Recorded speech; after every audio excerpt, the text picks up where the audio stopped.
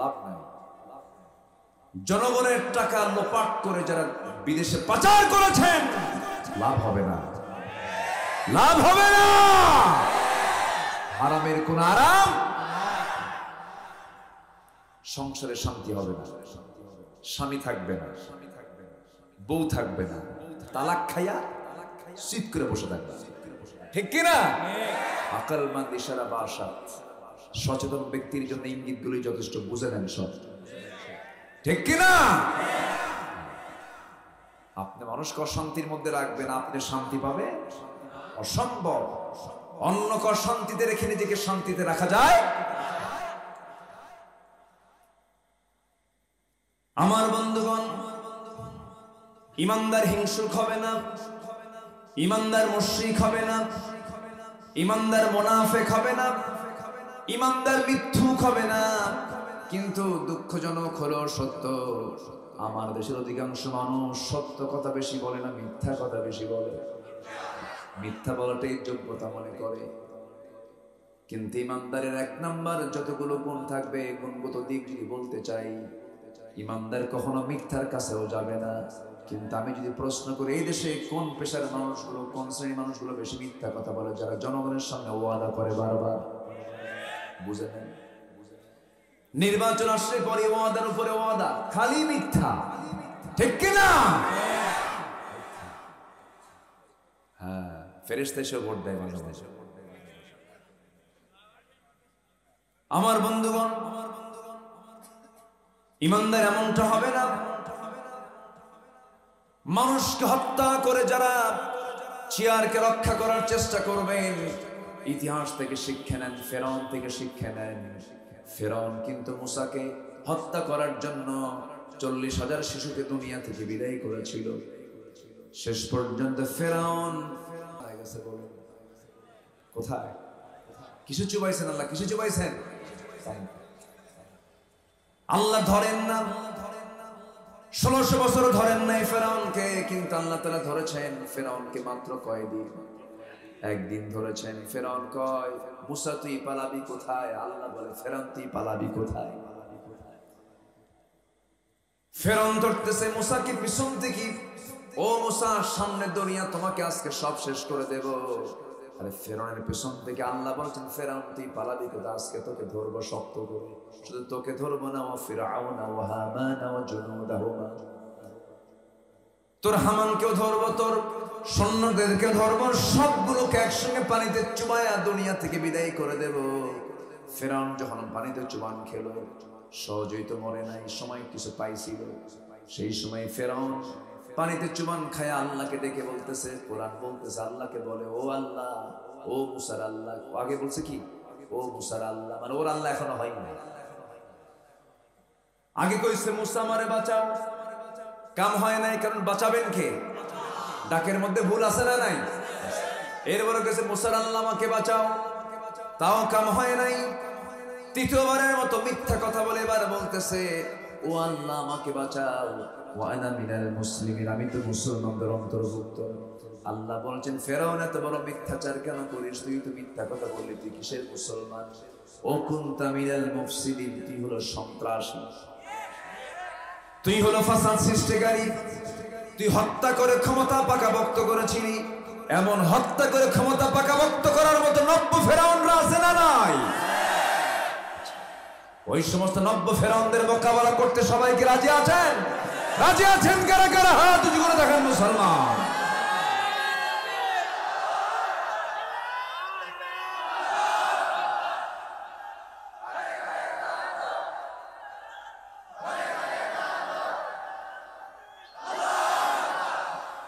আল্লাহ কবুল করুন, জোরে বলি আমিন। আমাদের কি নাই? আমাদের সবই ছিল, সবই আছে। কিন্তু আজ মুসলিম উম্মার গোটা পৃথিবীতে এই সিচুয়েশন কেন হলো?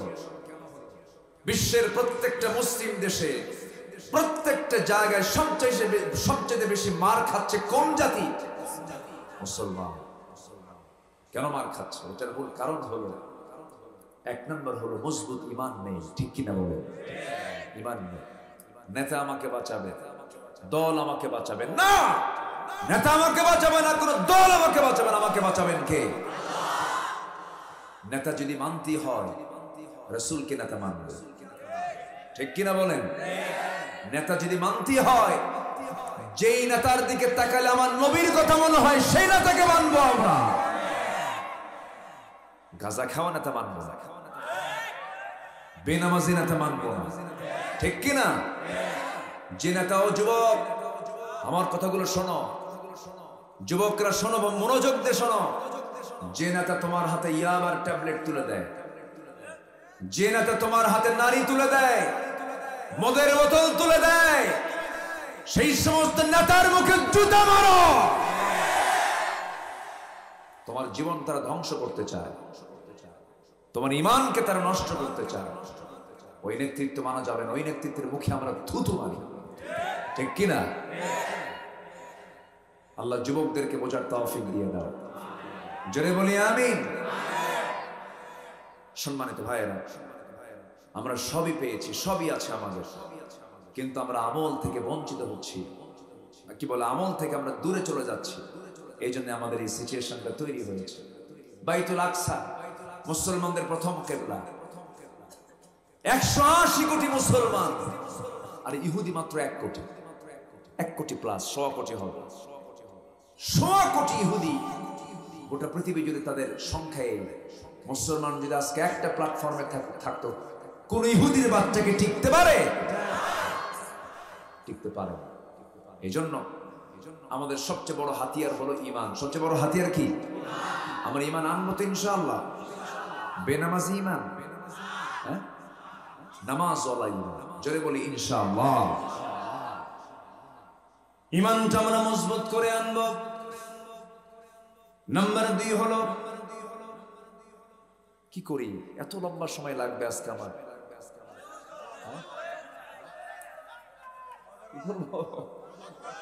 কোন সমস্যা নাই তো? আলহামদুলিল্লাহ।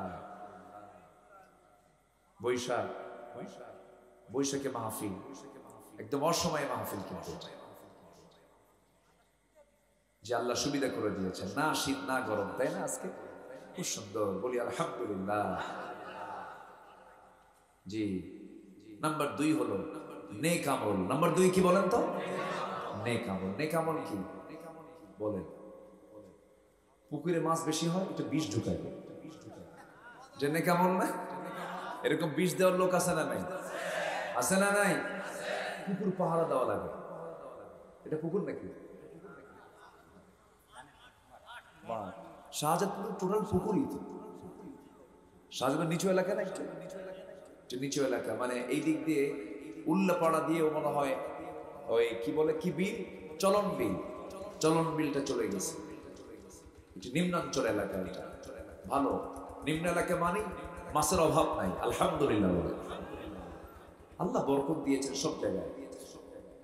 পুকুর পাহারা দিতে হয় কেন?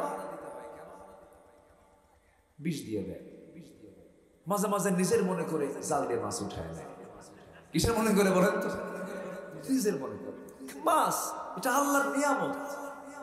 কার নিয়ামত? কিন্তু চুরি করে খায়। কি করে খায়? চুরি করে। বলেন তো এগুলো কি নেক আমল? আমার বন্ধুগণ, আবার কিছু কিছু লোক আছে, মাতব্বর আছে, চুরি করছে, চোরের পক্ষে কথা বলে, টাকা খায়া। এমন কিছু বিচারক আমাদের সমাজে আছে না নাই? গরিবের জন্য এক বিচার, ধনীর জন্য আরেক বিচার। গরিবের পক্ষে বিচার হয় না, ধনীর পক্ষে বিচার হয়, ঠিক কিনা? এগুলোকে নেক আমল না বদ আমল?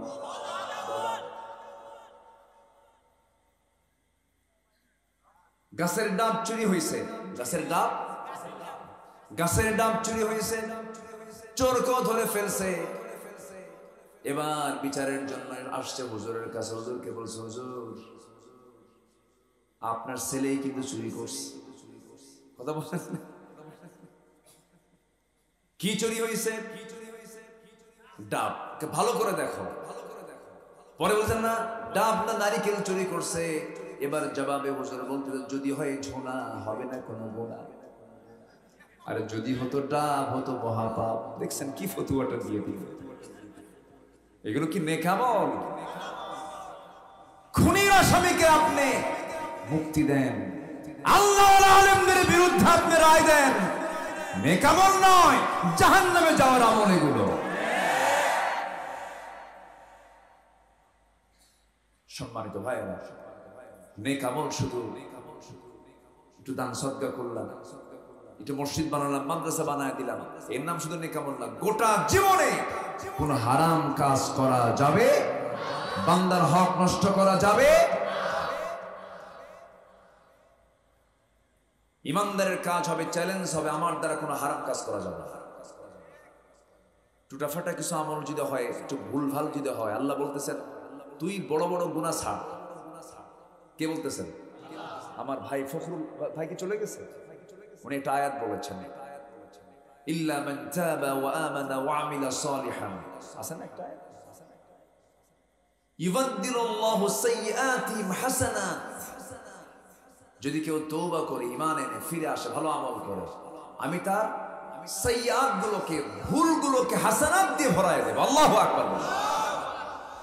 গুনাহকে সওয়াব দিয়ে পাল্টায় দেব। সম্মানিত ভাইরা, সম্মানিত বন্ধুগণ, নেক আমল যার ঝুড়িটা ভারী থাকবে, জান্নাত তার জন্য খুব সহজ হয়ে যাবে। আর যতগুলো নেক আমল আছে, এর মধ্যে সবচেয়ে শ্রেষ্ঠ নেক আমল হলো হুসনে খুলক, উন্নত চরিত্র। কি চরিত্র বলেন? উন্নত চরিত্র। একটা সুন্দরী নারীর সামনে দাঁড়ানো আছে, আমি তাকালাম না, উন্নত চরিত্র। সুবহানাল্লাহ বলবেন না? কিন্তু এখন তো কিছু কিছু যুবকরা আছে, গার্লস স্কুলের সামনে যায় ইতিমের মতো বসে থাকে। আছে না? নাই? ইতিমের মতো বসে থাকে, মনে বাপও নাই মাও নাই। এগুলো লস প্রজেক্ট না, এগুলো লস। তো যুবকরা, এগুলো করার সময় তোমার নেই, এগুলোর সময় লস। এগুলো গুনাহ হচ্ছে, বদামল হচ্ছে, সময় নষ্ট হচ্ছে, তোমার পড়াশোনা হচ্ছে না। মেয়েটা বের হয়, পিছে পিছে যায়, মেয়েটা কথা বলে না, পিছন থেকে বলে, দেখো একটাবার আমার দিকে তাকা, আমার তো কিচ্ছু দরকার নেই, তুমি আমার কিচ্ছু দিও না, একটাবার তাকাও, দেখো 3টা রাত হলে ঘুম নাই আমার, শুধু একটাবার বলো ভালোবাসা। আছে না নাই?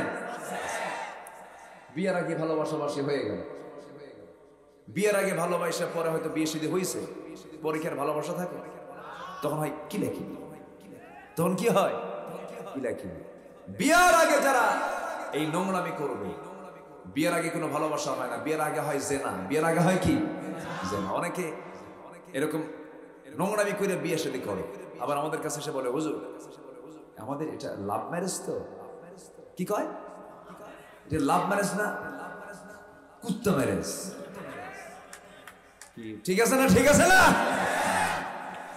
কিসের লাভ ম্যারেজ? লাভ ম্যারেজ কোনো যোগ্যতা হলো? এটা কোনো ভালো কাজ না, এটা নোংরা কাজ। এই সমস্ত অপকর্মের সঙ্গে কোনো সম্পর্ক রাখা যাবে না। বিয়ে করবা, পিছনের দরজাতে যাও কেন? বীরের মতো বীর দর্পে তোমার আব্বাকে বলবা, তোমার চাচাকে বলবা, তোমার মামাকে বলবা, তোমার বড় ভাইকে বলবা, যান অমুক বাড়িতে একটা মেয়ে আছে, তুমি যাও, যা প্রস্তাব দাও, সামনের দরজা দিয়ে প্রস্তাব দিয়ে আসবে, হলে হলো, না হলে না হলো। পিছনের দরজা ভালোবাসা ভালোবাসা, এগুলো করার কি দরকার? সারা রাত ধরে কান্দে বালিশ ভিজায়। আছে না নাই? আছে না নাই? এগুলোর সময় নাই, এগুলো করা যাবে না। বিয়ের প্রয়োজন, বিয়ে করতে হবে, হারাম পন্থায় না হালাল পন্থায়। পছন্দ হতেই পারে, কিন্তু পছন্দ হলেই সোজা চলে যেতে হবে বাড়িতে, বলতে হবে আব্বা বিয়ে করা। এখন কিছু কিছু যুবকদের কিছু আপত্তি থাকে, হুজুর বললেন তো সস্তায়, কিন্তু আমার বাপ তো জুতেন না। এরকম বিদ্যুৎ বাপও কিছু আছে, কিন্তু আছে না নাই? দেখেন যুবকরা কি খুশি, দেখেন ভালো। বাপ কয়, তোর কিসের বিয়ে রে? নিজের পায়ে আগে দাঁড়া। ওকে অন্যের পায়ে দাঁড়ায় আছে। হ্যাঁ ঠিক আছে, নিজের পায়ে তো দাঁড়ায় আছে, বিয়েটা করায় দেন। আল্লাহ তাআলা রিজকের দায়িত্ব কাউকে দেন না, আল্লাহ নিজে নিয়েছেন দায়িত্ব এটা। বরঞ্চ আপনার সন্তান বেয়াড়া ও ভালো হবে। আমি এই কথাগুলো প্রায় বলি, কেন জানেন? অনেক পিতামাতা সচেতন না। আপনার সন্তান জেনা করবে, আপনি গুনাহগার হবে, এগুলো খেয়াল করতে হবে। সম্মানিত ভাইরা, আমার নবীজি এই ব্যাপারে খুব সতর্ক থাকতেন। মেয়েদেরকে বিয়ে দিয়েছেন রাসূল নিজে। আবার কোন সাহাবীকে দেখলে বলতেন, এই সাহাবী বিয়ে করবে না, বলতেন। এক সাহাবীকে বলছিলেন, বিয়ে করবো কেন, আমার টাকা পয়সা আছে, আমার চেহারা নাই, কালো কুসকুসে মানুষ আমি, আমার কেউ পছন্দই করে না। রাসূল বলেন, কে বলছে তোমার বিয়ে হবে না, যাও ওই যে মদিনার একটা বাড়ি আছে, ওখানে যাও, তার সুন্দরী মেয়ে আছে, আমার কথা গিয়ে বলো বিয়ে হয়ে যাবে, পাঠায় দিলেন, যাও। সাহাবী বলতেছে, হুজুর আমি যাবো তো, কিন্তু আমি যে প্রস্তাব দেবো কেমন, আপনি একটু লিখে দেন, একটু লিখিত করে দেন, মজবুত করে নিলেন। লিখিত একটা চিঠি নিয়ে মেয়ের বাবার কাছে গিয়ে বলতেছে যে এই যে চিঠি পড়ো, তাড়াতাড়ি ব্যবস্থা করো। বুঝলেন? চিঠি পড়ছে, যখন দেখছে রাসূল পাঠিয়েছেন, অস্থির হয়ে গেছেন মেয়ের বাপ। মেয়ের বাপ বলে, শোনো, আমার মেয়ে তো সুন্দরী, আকাশের চাঁদের মতো উজ্জ্বল চেহারা তার, তুমি তো কালো একজন পুরুষ। রাসূল যেহেতু পাঠিয়েছেন আমার কোনো আপত্তি নাই, কিন্তু মেয়ের যে আপত্তি থাকে আমার কিছু করার থাকবে না। মেয়েটা এই কথাগুলো শুনে ফেলেছে। মেয়ের বাবা গিয়ে সামনে দাঁড়ানো মাত্র মেয়েটা হাওমাও করে কাঁদবে। মেয়ের বাপ বলে, মা কেঁদো না, কেঁদো না, বুঝতে পেরেছি তোমার ছেলের পছন্দ হয় না। এবার মেয়ে বলছে, বাবা বুঝতে ভুল করেছো, জাগতিক জীবন আমার যদি কোনো বিয়ে হয়, আমার নবীজির পাঠানো সেই কালো ছেলেটাই হবে আমার জীবনের স্বামী। আলহামদুলিল্লাহ বলবেন না? কালো বানায় দিয়েছেন কে? ধলা বানায় দিয়েছেন কে? লম্বা বানাইছেন কে? খাটো বানাইছেন কে? দোষ কার? আল্লাহ। আল্লাহর দোষ নাই। আল্লাহ লম্বা করেছেন, খাটো করেছেন, মনক্ষুণ্ণ হওয়া যাবে না। মনকে কখনো এটার জন্য নিজেকে খাটো মনে করা যাবে না। সকল সৃষ্টি সুন্দর, কিন্তু সুন্দর চোখে দেখতে হয়, সুন্দর চোখে মানতে হয়। এক বেচারে এক যুবক বিয়ে করছে, 3 দিন যেতে না যেতেই হাওমাও করে কান্দে আর বলে, কি বউ বিয়ে করলাম, কালো মার্কা বউ। সুমনের বউ দেখতে কত সুন্দর, দেখ নজর কাছে সুমনের বউ। তোমার নিজের নজর যদি না ঠিক হয়, গোটা পৃথিবীর সুন্দরী নারী তোমার সামনে যদি বউ হিসেবে হাজির করো, তাও তোমার সন্তুষ্টি আসবে না, তোমার চোখ ভরবে না। তোমার চোখ সেই সময় পরিতৃপ্ত হবে যখন তোমার চক্ষুটা একমাত্র নির্দিষ্ট করবে তোমার বউয়ের জন্য। তখন তোমার কালো বউটা পৃথিবীর সেরা সুন্দরী হয়ে যাবে, সুখ পাবে, শান্তি পাবে, দাম্পত্যময় জীবনটা তোমার জন্য আনন্দময় হয়, সুখময় হবে। আমার নবীজি পাঠালেন সেই কালো সাহাবীকে। মেয়ের বাপ যখন মেয়ের সামনে গিয়ে হাজির, বলতেছে, ওই ছেলে আমার পছন্দ, মেয়েটাকে পছন্দ করেছে। বলতেছে এসে, ও সাদ, মেয়েও রাজি, আমিও রাজি। এই কালো সাহাবী সাদ আল আসওয়াদ সুলাইমি বলছেন, আমিও তো রাজি। দৌড় মেরে নবীর কাছে চলে গেছেন, রাসূলকে বলছেন, ইয়া রাসূলুল্লাহ, আজকে আমার সফরটা সফল হয়েছে, আজকে সবাই আমাকে পছন্দ করেছে, মেয়েও পছন্দ করেছে, মেয়ের বাপ পছন্দ করেছে, সবাই সম্মতি, সবাই রাজি হয়ে গেছে। রাসূল বললেন, তোমার কি সম্মতি আছে নাকি? আমারও সম্মতি আছে, হুজুর বিয়েটা করায় দেন। রাসূল বলছেন, বিয়ে তো দেবো, তোমার কিছু আছে নাকি? আপনি আমাকে যে প্রশ্ন করলেন সেই প্রশ্ন করলে আমার জীবনেও বিয়ে হবে না। টাকা পয়সা কিছুই নাই। রাসূল বলেন, ফাতুহুন্না উজুরহুন্না ফারিয়্যিদা, মোহরানার টাকা তো দিতে হবে হুজুর। যেহেতু আপনি সব দায়িত্ব নিজেই নিলেন, যেহেতু আপনি আমার মেয়ে পছন্দ করায় দিলেন, সব দায়িত্ব আপনি, বিয়েটা আপনি করাচ্ছেন, আপনি আমাকে টাকাটা আপনি দেন, আমি বিয়েটা করে দেব। আমার নবীজি দুজন সাহাবীকে ডাক দিলেন, ওসমান এদিকে আসো, নুমান এদিকে আসো। 200, 200, 400 দিরহাম জমা করে নিয়ে বললেন, সাদ রে, যাও বিয়ের বাজার করে আসো, আগামীকালকে তোমার বিয়ে হবে। টাকা নিয়ে বাজার করতে গেছেন, মদিনার বাজারে বিয়ের বাজার করতে নিয়ে এক সাহাবী তার কানে কানে এসে বলছে, সাদ, বিয়ের বাজার তো করতে এসেছো, তুমি কি জানো যুদ্ধের কিন্তু ডাক এসেছে, জিহাদের ডাক এসেছে, তুমি কি করবে বলো?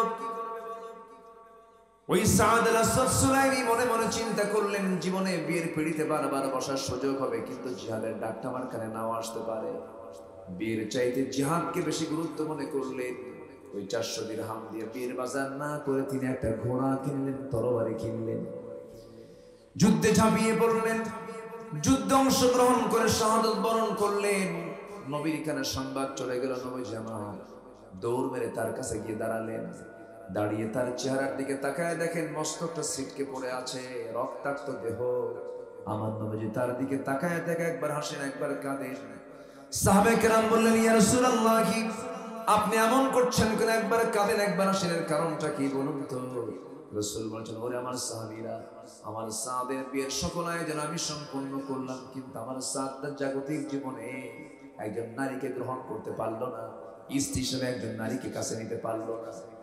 এই জন্য আমি কাঁদতেছি আর আমি হাসতেছি। এই জন্য আমি নিজের চোখে দেখতে পাচ্ছি আমার সাদ দুনিয়া থেকে বিদায় হওয়ার সঙ্গে সঙ্গে জান্নাতের হুরগুলো তাকে টানাটানি করে বেহেশতের দিকে নিয়ে চলে যেতেছে। রাসূল বললেন, আমার সাহাবীরা, ও আমার সাহাবীরা, আয়োজন, জানাজার আয়োজন করো। জানাজা সম্পন্ন করা হলো। রাসূল জানাজা পড়ায়া দিলেন। জানাজা শেষান্তি আমার নবীজি বললেন, যে মহিলার সঙ্গে বিয়ের কথা হয়েছিল সেই মহিলাকে আমার সামনে হাজির করো। হাজির করা হলো। রাসূল আড়াল থেকে মহিলাকে লক্ষ্য করে বলছেন, ও মদিনার সুন্দরী নারী, হুরে মদিনা, তুমি আজকে এমন স্বামী গ্রহণ করতে যে স্বামীটা আমার, যে স্বামী তোমার হতো, সেই পুরুষটা, সেই স্বামী আমার জান্নাতে চলে গেছে। আমার সাদ যদি বেঁচে থাকতো তোমার সঙ্গে বিয়ে হয়ে যেত, কিন্তু আমার সাদ বিয়ের বাজার করতে গিয়ে সে জান্নাতের বাজার করে জান্নাতে চলে গেছে। সে একটা ঘোড়া কিনেছিল, একটা তরবারি কিনেছিল, সেই ঘোড়া এবং তরবারি তার পক্ষ থেকে আমি তোমাকে হাদিয়া স্বরূপ দিয়ে দিলাম। ওই মহিলা শান্ত মনে ঘোড়ার তরবারি নিয়ে শান্ত মনে, প্রশান্ত মনে বাড়ির দিকে ফিরে চলে গেল। আমার ওয়াজও শেষ হয়ে গেল। চালাবো চালাবো, ভয় নাই, চিন্তা নাই। কয়টা কাজ করলো? কয়টা কাজ করলে বলেন? চলতেছে কয় নাম্বার? কি আমল? কি আমল? প্রেম হবে বিয়ার আগে না বিয়ার পরে? এই যুবকরা, প্রেম হবে বিয়ার আগে না বিয়ার পরে? বিয়ার আগে কোনো প্রেম? বিয়ার আগে প্রেম হয় না, জেনা হয়। সব শিশু পার। সব কি পার? কোন শিশু নাই, সব শিশুর খালারা বসে আছে। এই আকাম কুকাম গুলো করা যাবে না। সিরাজগঞ্জের ক্লোজার যমুনা ব্রিজের পাশে রিসর্ট, আকাম কুকামের জায়গায় গুলো, ঠিক কিনা? কলেজের ক্যাম্পাসে নোংরামি আছে না নাই বলেন? কলেজের ক্যাম্পাসের সামনে ছেলে মেয়ে নিয়ে বসে আছে, বাদাম কুটকুট করে খায়, বুকে বুক মিলে হাতে হাত মিলে গল্প করে, জোড়ায় জোড়ায় বাক বাকুম।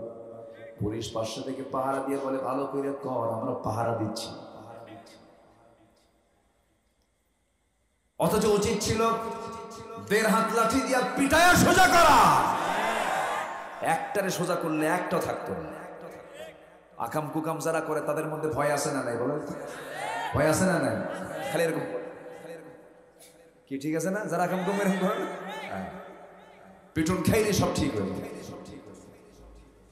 এগুলো করো না বাবা, এগুলো করা যাবে না। আমরা নেক আমল করব। হ্যাঁ, হঠাৎ করে যদি কোনো আক্রান্ত হয়ে যাও, সঙ্গে সঙ্গে তওবা করে নিবা। কার কাছে? সেদিন একজন প্রশ্ন করছে ফোনে, হুজুর একটা প্রশ্ন, কি 2 বছর যাবত একটা মেয়েকে আমি খুব ভালোবাসি, মেয়ে আমাকে খুব ভালোবাসে, হঠাৎ করে মাসখানেক আগে ওই মেয়েটা আমাকে ফাঁকি দিয়ে চলে গেছে, হুজুর এ কি কেউ গুনাহ হবে না? দেখছেন প্রশ্নের সাইজ দেখেন। বললাম, বাবা তুমি আমাকে ফোনে প্রশ্ন করছো কেন? একটু কাছে আসো, তোমার মায়াবী চেহারা একটু দেখি। আরেকজন প্রশ্ন করছে, হুজুর আমার একজন গার্লফ্রেন্ড আছে, সে যদি শেষ রাতে ফজরের সময় আমাকে ফোন দিয়ে জাগিয়ে দেয়, এতে কি কোনো গুনাহ হবে? দেখছেন, ডাকার আর কোনো লোক খুঁজে পায় না। মানে এখন প্রশ্ন হয়ে গেছে এই মার্কা, সমাজ যেরকম হয়ে গেছে। বিয়ে বউ ছাড়া একটা মানুষের জীবনে কখনো গার্লফ্রেন্ড থাকতে পারে? স্বামী ছাড়া একজন নারীর কোনো বয়ফ্রেন্ড থাকতে পারে? সোজা কথা। আর মাহফিলে কি মায়েরা আছে? আছে, আশেপাশে মায়েরা আছে তো? জি মা, কথাগুলো একটু শুনে নেন। রাস্তার ধারে তো মাঝে মাঝে আওয়াজ এসে ডিস্টার্ব করছে।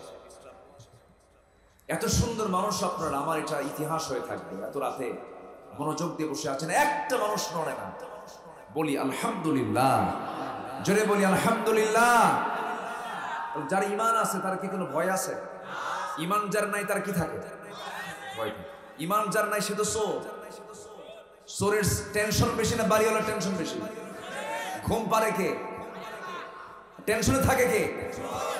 যার ইমান নাই সে কি? চিন্তা তো থাকবেই, তার ভয় তো থাকবেই।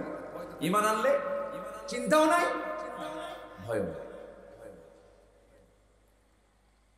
নেকামল আমরা করব, নেকামল করে করে আমরা আল্লাহর সন্তুষ্টি হাসিল করব। আল্লাহ বলছেন বান্দারে ওজনটাকে হেরফের করবেন। ওজনের নামে একটা সূরা আছে, ওয়াইলুল লিল মুতাফফিফিন। ওজন কম বেশি করো না। দেখবেন বহু বুজুর্গ মানুষ হজ করে আসছে কিন্তু ওজন ঠিক নাই। আছে না নাই? দোকানদারি করতে নিলেই দেখা যায় ওজন কম দিয়ে ফেলছে। ধানের বস্তা মাপতে নিয়ে 2 কেজি নাই, এরকম লোক আছে। আপনি হজ করেছেন, আপনি ইমানদার, আপনি নামাজ পড়েন, ওজনে কম বেশি করবেন। আল্লাহ তাআলা বলছেন ওই সমস্ত মুতাফফিফিন যারা ওজনে কম বেশি যারা করবে তাদের জন্য ধ্বংস। ওই সমস্ত ওজন কম বেশি যারা করবে তাদের জন্য আমি আল্লাহ শুধু জাহান্নাম দেব না, জাহান্নামের গর্তের মধ্যে ঢুকাবো। বেশি শাস্তি হবে। আমার বন্ধুগণ, শুধু মাথায় টুপি থাকলো, মুখে দাড়ি থাকলো, বাইরের সূরতে হয়তো দেখতে পাচ্ছে সে জামানার বিশাল বড় বুজুর্গ। না না, বুজুর্গি বাইরে না ভিতরে। বুজুর্গি কোথায়? ভিতরে। আত্তাকওয়া, এটা এখানে রাসূল বলেছেন আত্তাকওয়া হা হুনা, আত্তাকওয়া হা হুনা। তাকওয়া হলো এই জায়গায়। আল্লাহু আকবার বলে।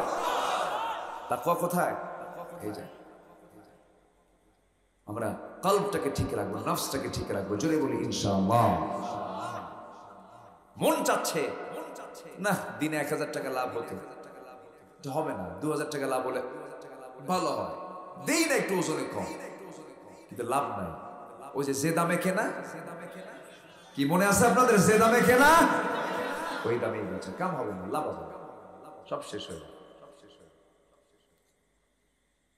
অনেকদিন আগে, আজ থেকে 10 বছর 12 বছর হবে, বাজারে ঢুকলাম আমি মাছ কিনবো।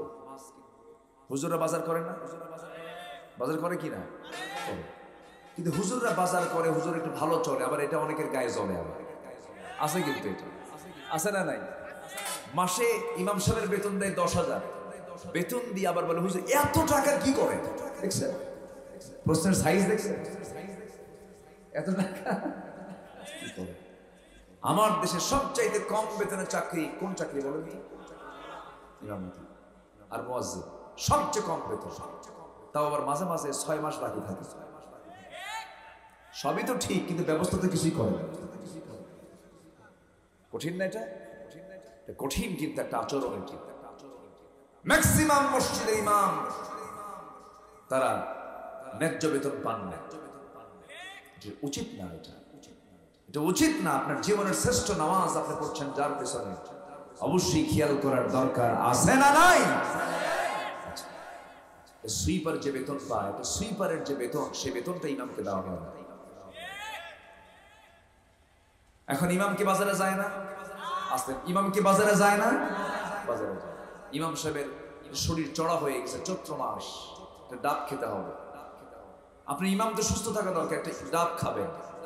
ওনার 2টা ছেলে মেয়ে, বউ আছে, উনি কি একা ডাব খেতে পারবেন? পারবেন। তাহলে ওনার 2টা ছেলে মেয়ে, বউ এবং সে 4টা ডাবের দাম এখন কত বলেন তো? হ্যাঁ কত? আচ্ছা, সর্ব 400 টাকা। তাহলে 100 টাকা পিস যদি একটা ডাবের দাম হয় 400 টাকা, তাহলে এই এত দামাদামি করেন না, আমি তো এখানে বেচতেছি না। তাহলে একটা ডাব যদি আপনি কিনতে চান এই টাকা লাগে। আপনি নিজে বাজারে যাচ্ছেন, সব বুঝতেছেন, আপনিও যে ব্যাগ নেন, উনিও সে ব্যাগ নেন, যে মুসল্লির এতটুকু টনক নড়ে না, যে 6 মাস বাকি থুয়ে দিছি, তো হুজুর তো সূরা না কয় মনে মনে কবে বাজারে কি করবো, খাবো কি, বাজারে কি খাবো কি, নামাজই তো শেষ। ঠিক কি না? আমি কি ভুল বলতেছি? সব দিকেই থাকে। কুল্লুকুম রাঈন ওয়া কুল্লুকুম মাসউলুন আন রা'য়াতিহি। প্রত্যেক ব্যক্তি দায়িত্বশীল, তার দায়িত্বের সম্পর্কে একদিন প্রশ্ন করা হবে। প্রশ্ন করবেন কে? আল্লাহ। তো বাজারে গেছি আমি, আমার রাসূল বাজার করতেন। কাফেররা কইল মালি হাদার রাসূল ইয়াকুলুত তুআম ওয়া ইয়ামশি ফিল আসওয়াক। কেমন রাসূল বাজারেও যায় আবার খাবারও খায়। মানে কিছু কিছু লোক আছে হুজুরদের একটু ভিন্ন দেখতে চায়। একটা ছোট্ট ছেলে একদিন আমাকে হঠাৎ করে প্রশ্ন করতেছে, হুজুর একটা কথা বলে রাগ করবেন না? এই 7 থেকে 8 বছর বয়স হয়। হুজুর আপনারা খুব ভালো মানুষ, আমরা জানি, মুখে দাঁড়িয়ে আছে, মাথায় টুপি আছে, কি সুন্দর আপনাদের দেখতে দেখা যায়, কিন্তু আপনাদের মানুষ ভালো না কেন? হুজুররা বিয়ে করে আবার বাচ্চা হয়। কি কথা কি বুঝতেছেন? মানে কিছু কিছু মানুষ আছে হুজুরদের দেখতে চায়, হুজুররা রাজনীতি করবে কেন? গমসুরি আমরা করবো, হুজুরা দোয়া করে দেবে। মানে গমসুরি ওরা করবে, আর হুজুরা কি করে দেবে? এই সময় আর নাই, এই সময় আর নাই। সামনের দিন আসতেছে আলেম ওলামাদের দিন, সামনের দিন আসছে কোরআনের দিন বাংলার জমিনে ইনশাআল্লাহ।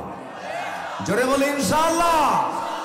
তার সিমটম শুরু হয়েছে, শহীদের রক্ত যখন জমিনে ঝরে, এটাই হলো ইসলাম উর্বরতার 1 নাম্বার সিঁড়ি। আল্লাহু আকবার। শহীদের রক্ত আছে না? কষ্ট পাচ্ছেন নাকি আপনারা? তো বাজার করতে গেছি, মাছ বিক্রেতার সামনে দূর থেকে মাছ বিক্রেতা একটা লম্বা সালাম দিল। সালাম দিলাম, হুজুর আমি আপনার খুব ভক্ত, অশ্ব। তো উনি আমাকে আর কিছু বলতেছেন না, হুজুর মাছ আমার থেকেই নেন, কিছু বলেন না। আমি বললাম ভাই আপনি আমাকে চেনেন যখন, ভালো আলহামদুলিল্লাহ, তো আমাকে কিছু মাছ দেন, মাছ নিতে হবে। অনেকদিন আগের কথা, তখন ওই যে দাড়ি পাল্লাই মাপতে, তো মাপতেছে, মাপতে মাপতে দেখি যে সে আমাকে বেশি দিচ্ছে, একদম গড়ে দেয়, সমান করে না, হেলে দিচ্ছে। এর কি বলে এটা? হ্যাঁ গড়ান দেয়, হ্যাঁ গড়ান দিচ্ছে, আমাকে বেশি করে দিচ্ছে। তো বললাম ভাই আপনি আমাকে বেশি দিচ্ছেন কেন? হুজুর একটু দোয়ার জন্য দিচ্ছি। তো আমি ভাবলাম যে না, এটা তো বেশি হয়ে গেল। তো আমি টাকা পয়সা দিয়া মাছটা নিয়ে ভাবলাম যে সে কতটুকু বেশি দিল। মাপ দিয়ে দেখি ½ কেজি নাই।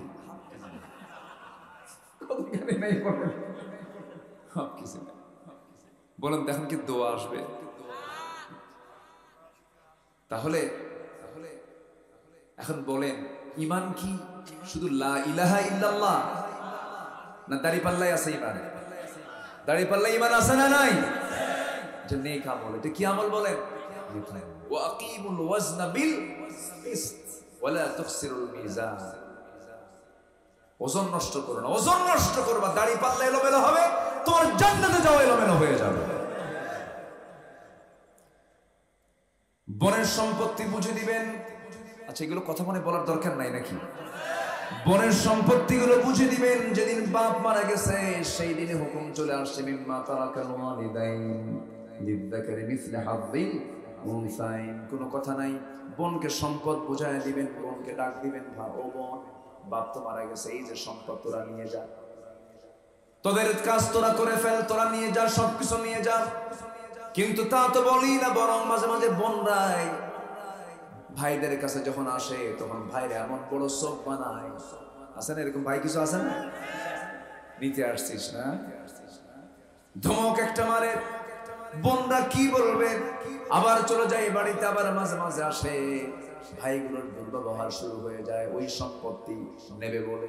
কিন্তু এখানে দুর্ব্যবহার করা দরকার না, সুন্দর ব্যবহার করা দরকার, সুন্দর ব্যবহার করা দরকার। তুমি যদি খেতেই চাও, বোনের কাছ থেকে আগে জায়েজ করে নিয়ে তুমি নিতে পারবা। বোনকে আগে বলবা বোন তুই পাবি, তুই আমার কাছ থেকে পাবি। কিন্তু আমরা কিছু সংকটে আছি, এই যে আমরা 4 ভাই আছে, তোরা 3 বোন, 2টা বছর পরে নে, হতে পারে তো এরকম, 2টা বছর পরে নে, একটু সংকটে আছে। বোন তো ভাইয়ের জন্য একটু আগে আসতে পারে, ভাই বোনের জন্য আগে আসতে পারে, কিন্তু ফাঁকিবাজের কোনো চিন্তা মাথায় আনা যাবে না। সবচেয়ে উত্তম হলো যেদিন মারা গেছে তারপরের দিন এগুলো সব বুঝে সুঝে সব ক্লিয়ার করে দেওয়া। কারণ বাবার মার কবরের শান্তির জন্য এই সুষম বন্টন করার দায়িত্ব প্রত্যেক সন্তানদের আছে না নাই? আচ্ছা, আমার বন্ধুগণ, তা তো দেয় না। ওই বনের সম্পত্তির উৎপাদিত শস্য, ধান, পাট, ভুট্টা গুলো সব গোলায় ভরায় নিয়া সে উপার্জিত টাকাগুলো জমা করে হজে যায়। ট্রিপল হাজি সাজে। কি হাজি সাজে? ট্রিপল হাজে 3 বার হজ করে আসে। কিন্তু কার টাকা? বনের টাকা, বনের ধানের টাকা। হজ করে আসে, আবার বোন যখন ধান চাইতে আসে, বোন যখন জমি চাইতে আসে, পাশে আস্তে করে বসায় দিয়া বোনকে সুন্দর করে ওয়াজ শুরু করে। ভাইরা বলে, বোন জমি নিতে আসছে, অংশ নিতে আসছে, ভালো কথা, একটা কথা শোনো, কি অংশ নিলে কিন্তু ধ্বংস হয়। দেখছেন কি ফতুয়া দিল? মানে শয়তান থেকে ওহিনাসিল হয়েছে, আছে না নাই?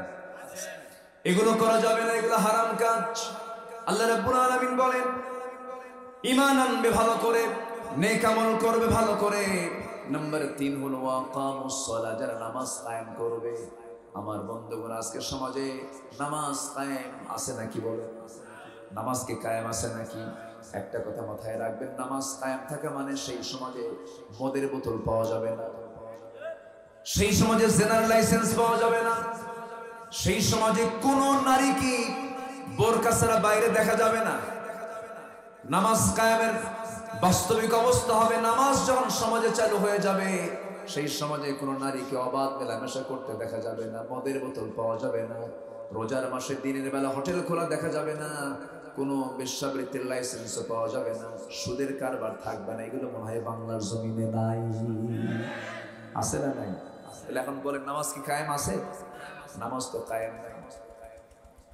কিন্তু এই নামাজ কায়েম করতে গেলে সুদখোর আপনার পাশে দাঁড়াবে না, বিরুদ্ধে দাঁড়াবে।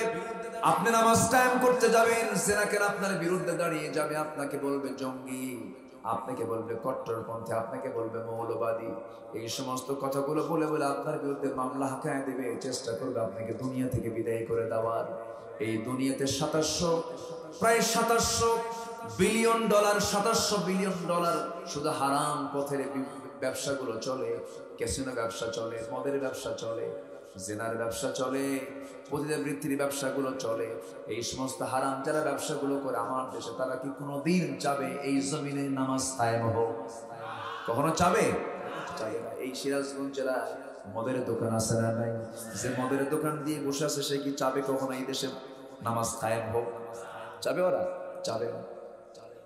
তাহলে শত্রু আছে না নাই? বলেন তো, শত্রু আছে না নাই? আমার বন্ধুগণ, আল্লাহ বলছেন নাম্বার 3, তোমার ভয়ও থাকবে না, তোমার চিন্তাও থাকবে না, তুমি নামাজ কায়েমের সংগ্রাম করবে। সাথে সাথে আল্লাহ রাব্বুল আলামিন যাকাতের কথা বলে দিলেন, যাকাতের কথা বললেন সাথে সাথে। কারণ যেখানে আল্লাহ তাআলা নামাজের ওয়াজ করেছেন, সেখানে যাকাতের ওয়াজও করেছে। নামাজ হলো আল্লাহর হক, যাকাত হলো বান্দার হক। যাকাত মানে হলো বৃদ্ধি পাওয়া।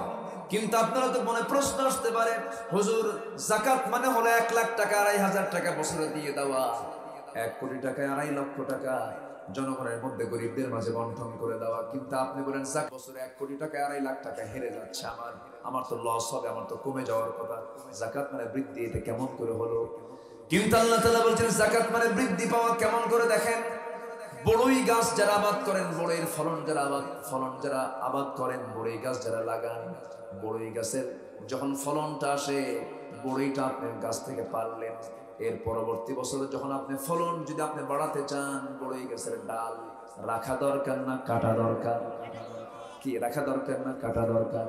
কাটা দরকার। আপনি যদি না কাটেন, ফলন তেমন পাবেন না, ফলন হবে না।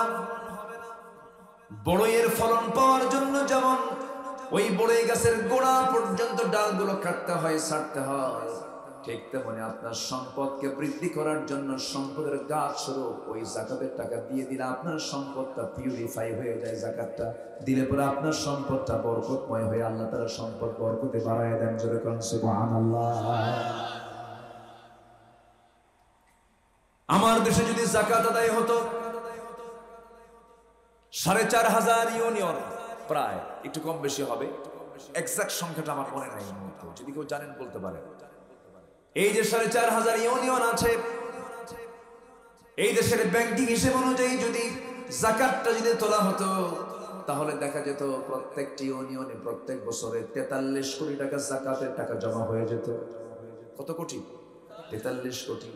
আজকে যাকাতটাকে কেউ ফরজ মনে করে না, কিন্তু আল্লাহ বলছেন কিয়ামতের দিন ওই সমস্ত বান্দার পিঠের উপরে আল্লাহ রাব্বুল আলামিন এই সম্পদটা চাপায়া দিবেন। ওই সম্পদগুলো বিষধর সাপ হয়ে যাবে। এই জন্য আমার বন্ধুগণ, সম্পদ দিয়েছেন কে?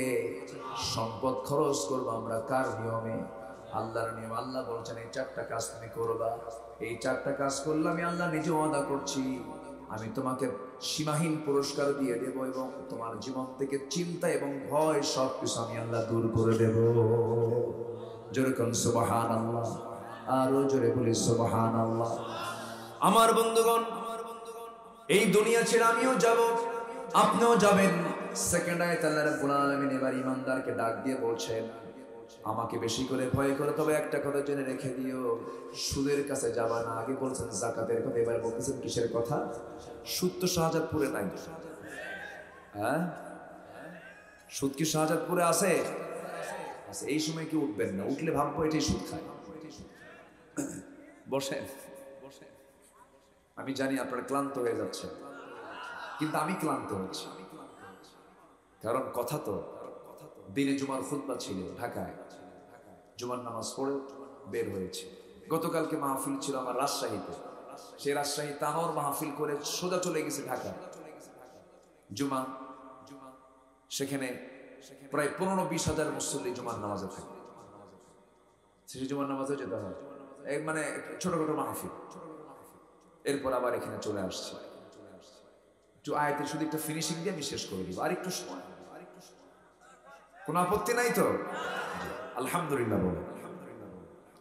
সুদ, ফজর পর্যন্ত থাকবেন? ফজর থাকবেন আপনারা? রাজি আছেন? আচ্ছা, আপনারা থাকেন, আমি যাই। আপনার তো এক রাত, আমার তো সব রাত, সব সারাতি যে মাহফিল। জি আলহামদুলিল্লাহ, এত সুন্দর মানুষ আপনারা, আমি আল্লাহর শুকরিয়া আদায় করছি। ফজর নামাজ হবে তো সবার? ফজর হবে তো? ফজর যেন কাজা না হয়, অ্যালার্ম দিয়ে রাখবেন। এবং সাথে আল্লাহ তাআলা যদি কোনো বান্দা ফজর নামাজের নিয়ত করে ঘুমায়, প্রত্যেক বান্দার মাথার ভিতরে আল্লাহ তাআলা অ্যালার্ম দিয়েছে। নিয়ত করে ঘুমালে, সে অ্যালার্ম দিয়ে ঘুমালে ওই আল্লাহ নিজেই তাকে জাগায় দেয়। নিয়ত আগে থাকতে হবে। আপনি 3টায় শুয়েছেন, তাও আপনি নামাজ পড়েন। আল্লাহ তাআলা মানে মাথার মধ্যে একটা বান্দার এক্সট্রা একটা অ্যালার্ম দিয়ে রেখেছে। ওই অ্যালার্মটা দিয়ে আমি যদি ঘুমাই, নিয়ত যদি থাকে, আল্লাহ তাআলা তাকে জাগায় দেয়। আল্লাহু আকবার। আর যদি মনে করে আল্লাহ শুইলাম, দেখি কি আছে কপালে, এরকম আছে না নাই? বলেন আছে। ইমানদার চিন্তাহীন হয় না চিন্তাশীল হয়? বলেন ইমানদার কি হয়? চিন্তাশীল। তার প্রত্যেকটা কাজ হবে চিন্তার মধ্যে। সম্মানিত ভাই, তাহলে সুদ হালাল না হারাম? আসতে সুদ হালাল না হারাম? সেই সুদ কি শাহজাদপুরে নাই? আছে না নাই? হাসি কিন্তু সুদ খায়, আছে। দাড়িওয়ালা কিন্তু সুদ খায়, আছে। নামাজি কিন্তু সুদ খায়, আছে। কিন্তু কোনোদিন কি শুনছেন যে বিশিষ্ট সুদখোর অমুক? দেখছেন লেখা আছে কোথাও? কিন্তু হাজী সাহেবের নামের আগে যদি হাজী না লাগায়, মন খারাপ করে। 7.5 লাখ টাকা খরচ করে হজ করে আসলে হাজী কও না কেন? ধমক মারো, হাজী বলো। ঠিক আছে, হাজী তো বললাম, তুমি যে সুদ খাও, তাহলে কি লিখবো? বিশিষ্ট সুদখোর হাজী মোহাম্মদ ওমর। হাজী কি খুশি হবে? হাজী তোমার নামের আগে সুদখোর লিখলে খুশি হবে না। তো সুদ খাও কেন? সুদ খাওয়া কি হারাম। এগুলোর কাছে যাব না, জোরে বলি ইনশাআল্লাহ। সুদ এত বড় মারাত্মক ব্যাপার, আল্লাহ নিজে বলছেন তোমরা যদি সুদ না বাদ দাও, আল্লাহ বলছেন ফাইল্লাম তাফআলু, এটা যদি না বাদ দাও তাহলে ভাবতে হবে তোমাদের, তোমরা আল্লাহ এবং রাসূলের বিরুদ্ধে যুদ্ধে নেমেছো। জোরে করে নাউযুবিল্লাহ। কার বিরুদ্ধে? সুদ খাওয়া মানে কার বিরুদ্ধে যুদ্ধে নামা? আল্লাহর বিরুদ্ধে। এটা কি আমার কথা? বিহারবিন মিনাল্লাহি ওয়া রাসূলিহি, আল্লাহ নিজে আয়াত দিচ্ছেন, সুদ খাচ্ছ মানে আল্লাহর বিরুদ্ধে যুদ্ধে নেমেছো তোমরা। এত ভয়ঙ্কর অপরাধগুলো আমার দেশে হচ্ছে, এগুলো কি ওয়াজ করে বন্ধ হবে না আইন করে বন্ধ করতে হবে? আইন কি এমনি আসবে না সংঘবদ্ধ হতে হবে? রাসূল এই সুদকে বন্ধ করার জন্য দেশ ছেড়েছেন, মার খেয়েছেন, দাঁত ভেঙেছেন। নিজের চাচা আমির হামজা, আহারে উহুদ যুদ্ধের দিন রাসূল সামনে গিয়ে দাঁড়ায় দেখেন তারা চাচা আমির হামজা নাকটা কাটছে, চোখটা তুলে নিয়েছে, কানটা কেটে ফেলছে, কলিজা চিড়ে, বুক চিড়ে কলিজা বের করে নিয়েছে। রাসূল বলেন, সাহাবীরা, আমার চাচা আমির হামজা এবং আমার প্রিয় সাহাবী আব্দুল্লাহ বিন জাহাশ, দেখো ওরও কান নাই, চোখ নাই, নাক নাই। আব্দুল্লাহ বিন জাহাশ উহুদের ময়দানে দোয়া করতেছে, আল্লাহ আমি যুদ্ধে যাচ্ছি, আমাকে যেন কাফেররা আমাকে মেরে ফেলে, আমি যেন শহীদ হয়ে যাই, ওরা যেন আমার নাক কেটে ফেলে, কান তুলে ফেলে, কান কেটে ফেলে, চোখ তুলে ফেলে। আমি হাসরের ময়দানে তোমার সামনে যখন আমি নাক কাটা, কান কাটা, চোখ তোলা, রক্তাক্ত দেহ নিয়ে যখন তোমার সামনে হাজির হব, তুমি আল্লাহ আমাকে বলবে, ফিমা যদি আনফুক, তোর নাকটা কেন কাটা, ওয়া উযুনুক, তোর কান কেন কাটা? আমি আব্দুল্লাহ বিন জাহাশ বলবো, আল্লাহ তোমার জমিনে সুদ নিষিদ্ধ করে যাকাত প্রতিষ্ঠার জন্য, দিন কায়েমের জন্য শহীদ হয়েছিল। আল্লাহ তুমি তখন বলবে, তুই সত্য বলেছিস, আজকে তোর কোনো হিসাব নাই, জান্নাত দিয়ে দিলাম। যেরকম সুবহানাল্লাহ। সেই দিন কায়েমের কাজ করার দরকার আমাদের আছে না নাই? আসতে বলবেন না, আছে না নাই? আমাদের তো সবই আছে, আমাদের সব মডেল, সমস্ত নবীরা আমাদের মডেল, এক একজন নবী এক একটা মডেল, সব নবী আমাদের প্রেরণা। যেরকম আল্লাহু আকবার। লোকমানের মতো বাবা হও। কার মতো বলেন? কোন লোকমান? কোন লোকমান? শাহজাদপুরের লোকমান না কোরআনের লোকমান? বলেন কোথাকার লোকমান? বলেন কোরআনের লোকমান।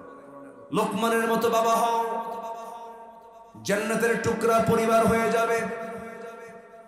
দাউদের মতো পরিশ্রমী হও, সমাজে কোনো বেকার থাকবে না।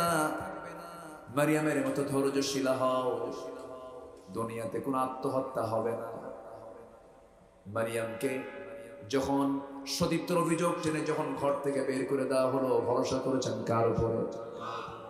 আর আজকে কিছু না হলেই যা বিষ খায়, আছে না? বিষ খাওয়া কিছু মহিলা আছে না? শাহজাদপুরে আছে না নাই?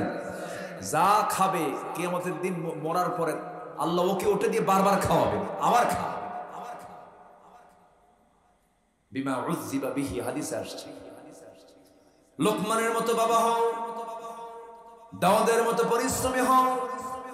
দাউদ আলাইহিস সালাতু ওয়াস সালাম লোহা পিটাতেন। কি পিটাতেন বলেন? লোহা তার কাছে কাদার মতো নরম হয়ে যেত। তাহলে নবীরা লোহার কাজ কারবার করেছেন, মানে লোহার কাজ কারবার করে যারা, তাদেরকে আমরা কি বলি? তাহলে কামার কি ছোট কাজ নাকি? নবীদের কাজ কার কাজ বলেন? নবীদের কাজ বলতে, কাজ ছোট বলতে কিছু নাই। মারিয়ামের মতো ধৈর্যশীলা হও, রহিমার মতো প্রতিভক্তা হও। সব বউ আইয়ুব আলাইহিস সালাতু ওয়াস সালামকে রেখে চলে গেছে, গায়ে কুষ্ঠ রোগ। কোন বউটা যায় নাই? কোন মহিলা যায় নাই? রহিমা যায় নাই। রহিমার মতো মা হন, রহিমার মতো প্রতিভক্ত হন। আমার মায়েরা স্বামীকে দাম দেওয়ার চেষ্টা করেন। নাম্বার 5 হলো আয়েশার মতো শিক্ষিত হতে হবে। আম্মা জান আয়েশা সিদ্দিকা এত বড় মুহাদ্দিসা ছিলেন যে বহু সাহাবীরা তার থেকে হাদিস বর্ণনা করেছেন। মেয়েরা শিক্ষিত হবে, কোনো সমস্যা নাই। নাম্বার 6 হলো খাদিজার মতো নবী ভক্ত হও। এই পৃথিবীতে আমার নবী কি খাদিজার চাইতে বেশি মহব্বত করেছে এমন কোন মানুষ দ্বিতীয়টা নাই। কারণ আমার নবীর প্রতি সর্বপ্রথম ঈমান এনেছে পুরুষ না নারী? কোন নারী বলেন? এবং রাসূলকে সবচেয়ে বেশি মহব্বত করেছেন কোন মহিলা বলেন? খাদিজা। রাসূল জীবনে যত দোয়া করেছে প্রত্যেকটা দোয়ায় খাদিজার নামটা নিয়েছে। বিশেষ করে খাদিজার যখন ইন্তেকাল হয়ে যায়, ইন্তেকাল হওয়ার সেই দিন থেকে শুরু করে নিয়ে মৃত্যুর দিন পর্যন্ত এমন কোন দোয়া নাই যে দোয়ায় তিনি খাদিজার জন্য দোয়া করেন নাই। খাদিজাকে নিজের হাতে দাফন করেছেন সেই মক্কায় থাকতেই। আমার নবীজি খাদিজাকে খুব ভালোবাসতেন, খাদিজা রাসূলকে খুব ভালোবাসতেন। যখন বিয়ে হয় ধনীকে বলেন ধনীকে আর গরিবটাকে। আমার রাসূল গরিব হয়েছিলেন, রাসূল গরিব ছিলেন না। এই ওঠে কে বসেন। রাসূল গরিব ছিলেন না, কিন্তু জন্মের আগেই বাপ, জন্মের পরেই মা চলে গেছে। যে পরিবারে বাপও থাকে না মাও থাকে না, সম্পদ কি ঠিক থাকে নাকি? সম্পদ দেখার লোক নাই, সম্পদ গুলো হেরে গেছে। চাচার কোলে মানুষ হয়েছেন, এই জন্য পরিবেশগত কারণেই তিনি গরিব হয়ে পড়েছিলেন। কিন্তু খাদিজাই প্রস্তাব দিলেন, খাদিজা তাকে পছন্দ করলেন, কিন্তু প্রস্তাব দিয়েছেন রাসূলকে নয়। খাদিজা নিজে বলেন নাই। একজন মহিলার সংবাদ যখন দেওয়া হলো নবীজির বাপও নাই মাও নাই, সোজা চলে গেছেন চাচা আবু তালিবের কাছে, গিয়ে বলছেন, ও চাচা প্রস্তাব আসছে। কে? খালিদের কন্যা খাদিজা বিয়ের প্রস্তাব দিয়েছে। আবু তালেব বলতেছেন, ভাতিজা মুহাম্মদ, আমার জানা মতে আমি মক্কার মানুষগুলোকে চিনি ভালো করে। আমি তো আব্দুল মুত্তালিবের ছেলে আবু তালেব, আমি চিনি জানি বুঝি। তোমাকে যেহেতু প্রস্তাব যখন দিয়ে ফেলেছে, আমার মনে হয় খাদিজাকে তোমার জন্যই বানানো হয়েছে। কে বলতেছে? চাচা আবু তালেব। যদিও কাফের, কিন্তু নবীর পক্ষের মানুষ না, বিপক্ষের মানুষ, পক্ষের মানুষ। জানেন আবু তালেবের জন্য আমার কেমন যেন লাগে মাঝে মাঝে। রাসূল তাকে ভাষা শিখিয়েছেন, ব্যবসা শিখিয়েছেন, বিয়ে করাইছেন, জেল পর্যন্ত খাটছেন, কিন্তু এরপর আবু তালেব জান্নাতে না জাহান্নামে? কি নাই? কি নাই বলেন? কি নাই? খুব আফসোস লাগে আমার মাঝে মাঝে এই কথাগুলো বলতেন। এই আবু তালেব বললেন, মুহাম্মদ কোন চিন্তা করো না, চোখ বন্ধ করে তুমি রাজি হয়ে যাও, বিয়ে করে ফেলো। বিয়েটা হয়ে গেল। মক্কার ধনী মানুষগুলো সবাই মিলে বলা বলে শুরু করলো, খাদিজা একটা কাজ করলো নাকি, টাকা নাই পয়সা নাই, আমার একজন গরিব মানুষ তার স্বামী হলো, এরকম বলেন অনেক সময়, বলে না? খাদিজার কানে যখন সংবাদটা চলে গেল, মক্কার সমস্ত ধন কুবেরদের ডাকলেন, সব ধনীদের ডাকলেন। সেই সময় টপ ওয়ানে ছিলেন খাদিজা, মক্কার সবচেয়ে ধনী মানুষ ছিলেন, সবচেয়ে ধনী নারী ছিলেন তিনি। ব্যবসা বাণিজ্য বুঝতেন, এক্সপোর্ট ইম্পোর্টের ব্যবসা তিনি করেছেন। একজন নারী হওয়ার পরও তিনি ব্যবসার জ্ঞান জানতেন, ব্যবসা বুঝতেন। বাবার কাছ থেকে সম্পদ পেয়েছেন, আগের স্বামীদের কাছ থেকে সম্পদগুলো পেয়ে সম্পদের পাহাড় হয়ে গেছে, সবগুলো জমা হয়ে গেছে। যখন সমস্ত ধনীরা যখন এমন রিপোর্ট করলো নবীর বিরুদ্ধে, আমার নবীজির প্রাণপ্রিয় স্ত্রী খাদিজা সবাইকে ডাক দিলেন, সব ধনীদেরকে ডাক দিলেন। সেই সময় পর্দার আয়াত নাযিল হয় না, সবাইকে ডাক দিয়ে বসালেন। বসে বলছেন, তোমরা আমার স্বামীর ব্যাপারে কি রিপোর্ট করো বলো তো। কেউ ভয়ে কথা বলে না, কারণ ধনীকে কে বলেন, কে?